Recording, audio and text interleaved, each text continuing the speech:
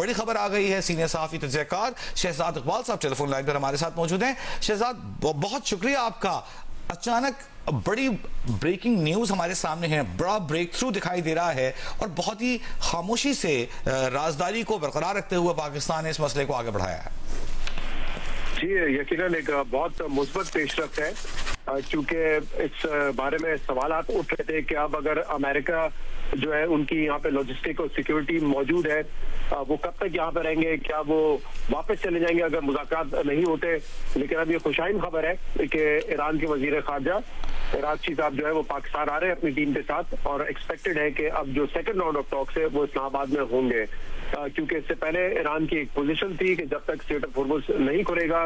Naval blockade नहीं खत्म करेगा यूएस, तब तक वो मुज़ाकरात की टेबल पर नहीं बैठेंगे। लेकिन ये डेवलपमेंट हुई है उसके बाद, जब आज पाकिस्तान के डिप्टी प्राइम मिनिस्टर और वजीर खारजा इसहाक डार की उनसे गुफ्तगू हुई है,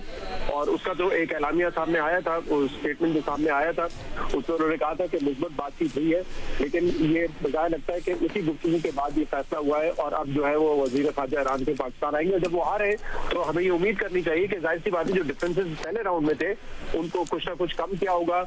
और शायद जो बाकी रुकावटें उस पर भी इत्तेफाक हो जाए, क्योंकि ऑब्वियसली हमें नजर आ रहा है, बड़ी ऑब्वियस सी बात है, दोनों साइड से नजर आ रहा है कि वो जंग की तरफ दोबारा लौटना नहीं चाहते। अभी भी आप देखें एक इंडेफिनिट सीज फायर है, और जो भी मामला हो रहे हैं स्ट्रेट ऑफ हॉर्मुज़ में हो रहे हैं कि जो बोट्स हैं, जो वेसल्स हैं, उनको जो है निशाना बनाया जा रहा है, उन पर कब्जा किया जा रहा है, लेकिन बमबारियां नहीं हो रही है। ईरान पे ऐसा नहीं है कि हमला कर दिया है या ईरान ने जवाबी हमला खलीजी ममालिक पे किया है। तो ये एक मुस्बत बात है जिससे वाज़ेह इशारा ये मिल रहा है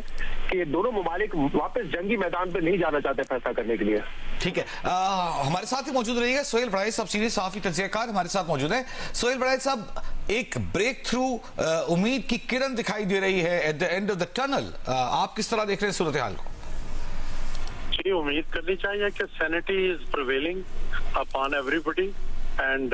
इराक की तरफ से अगर ये खबर दुरुस्त साबित होती है तो बहुत बड़ी पेशरफ्त है, और जो इतने दिनों से डेडलॉक था उसमें डेफिनेटली उसको वो ब्रेक आएगी, और डेफिनेटली मजीद हम तबाही ना दुनिया की, ह्यूमैनिटी की और ना ईरान की, हम जो है वो नहीं चाहते, कोई भी दुनिया के इंसान नहीं चाहते कि मजीद तबाही हो। और मेरा ख्याल है कि अमेरिका ने भी अपना, अगर जो वो लड़ाई के लिए रोज ऊंचे बोल तो बोल रहे हैं, लेकिन अमली तौर पर उन्हें भी अंदाजा है कि अब इस लड़ाई से कुछ निकलने वाला नहीं है ज्यादा, और अल्टीमेटली मुज़ाकरात की मेज ही बेहतर होगी, जिस पर जो भी तय होगा वो दोनों फरीकों के लिए और इंसानियत के लिए और अमन के लिए वो बेहतर होगा। ठीक है शहजाद, अगर वापस आपकी तरफ आए तो लगता है कुछ देर पहले दफ्तर खारजा ने जो खबर दी थी और ईरानी न्यूज एजेंसी ने जो खबर दी थी कि अब्बास अरगची की बात हुई है नायब वज़ीर आज़म वज़ीर खारजा इसहाक डार से, और ईरानी खबर एजेंसी की खबर थी कि फील्ड मार्शल आसिम मुनीर से बात हुई है, तो यूं लगता है कि उन्होंने अपनी आमद से मुताल्लिक ही इन दोनों रहनुमाओं को एतमाद में लिया होगा, और यकीनन ये मैसेज इस दौरान हम उम्मीद करते हैं कि वाशिंगटन को भी कन्वे कर दिया गया होगा। अगर डॉट्स कनेक्ट करें तो यूं दिखाई देता है। जी जी बिल्कुल, देखें ना, यहाँ पे जो अमेरिकी टीम मौजूद है वो तो वापस गई नहीं। ये एक्सपेक्टेड था कि जेडी वेंस, विटकॉफ और कुशनर भी पाकिस्तान आएंगे, लेकिन ऑब्वियसली जब तक ग्रीन सिग्नल नहीं मिल रहा था तो वो तो नहीं उन्होंने ट्रैवल किया, लेकिन उनकी जो एडवांस टीम्स है वो तो पाकिस्तान में ही मौजूद है। तो ये यकीनन कम्युनिकेट किया होगा। इनफैक्ट आपको याद होगा 2 दिन पहले डोनाल्ड ट्रंप ने ये कहा था कि अगले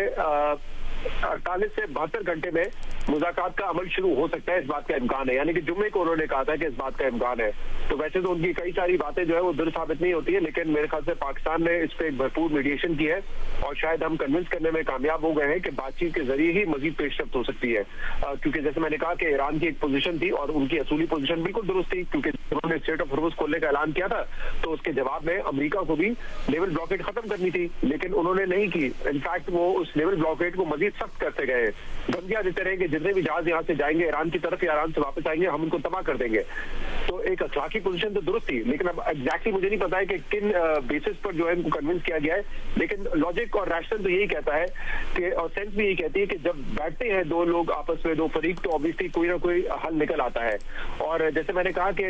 बड़ा वाज़ेह अमेरिका तो चाहता है जंग से निकलना, क्योंकि आप देखें ना जो सीज फायर की मुद्दत खत्म हुई उससे पहले कितनी धमकियां उन्होंने दी थी कि हम ईरान के ऊपर दोबारा बमबारी करेंगे, ईरान को तबाह करके रख देंगे, ऐसे हमले होंगे जो पहले आपने नहीं देखे। लेकिन हुआ क्या कि जिस दिन सीज फायर खत्म होना था उसके बाद दोबारा उन्होंने एक सीज फायर का ऐलान कर दिया डोनाल्ड ट्रंप ने, जिसमें उन्होंने कहा कि पाकिस्तान की दरख्वास्त पर बिलखसूस फील्ड मार्शल आसिम मुनीर और वजीर आजम शहबाज शरीफ की दरख्वास्त वो उन्होंने कहा कि किया है, लेकिन कोई टाइमलाइन नहीं दी। उन्होंने कहा कि जब तक ईरान की तरफ से हमें इत्तला नहीं मिलती या उनकी तरफ से बातचीत आगे नहीं बढ़ती तब तक ये जारी रहेगा, यानी कि एक इंडेफिनिट सीज फायर था। तो इससे बड़ा क्लियर है कि अमेरिका तो इस जंग से निकलना चाहता है, उनको एक एग्जिट चाहिए। एग्जिट दोनों फरीक चाहेंगे कि हाई लेवल है। अमेरिका भी चाहेगा कि अगर वो इस जंग में शामिल हुआ था तो अपने लोगों को दिखाए, दुनिया को दिखाए कि हमने क्या हासिल किया है। दूसरी तरफ ईरान भी ये चाहेगा कि जो पोस्चरिंग हो वो ये हो कि हमने अपना दिफा भरपूर तरीके से किया है। और जहां तक मिलिट्री अटैक की बात है उस पर तो उन्होंने वाकई दिफा किया अपना, बेशक नुकसान बहुत हुआ है लेकिन किसी भी मौके पे वो पीछे नहीं हटे हैं।